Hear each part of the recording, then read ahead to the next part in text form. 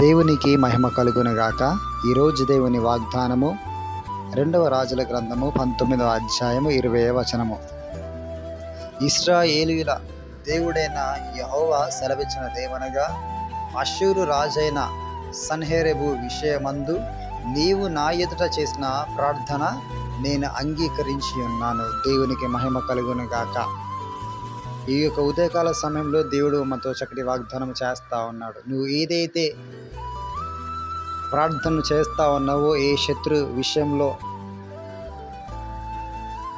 మరణకరమైన వ్యాధి కావచ్చు, భయంకరమైన ఇరుకులు ఇబ్బందులు కావచ్చు, అప్పుల ఊపి కావచ్చు, శత్రువు నానా రకములుగా నీ మీద దండెత్తే ప్రయత్నం చేసినప్పుడు కూడా, వాడు మోహరించినప్పుడు కూడా దేవుడు నీకు చెప్తున్న వాగ్దానం ఏంటంటే, నువ్వు ఏదైతే పరిస్థితి నుంచి మొరపెట్టి ఒక మొర యావత్తులు కూడా నేను విని అంగీకరించి ఉన్నాను. నీకు విజయం ఇవ్వబోతున్నాడు. దేవుని స్తోత్రం.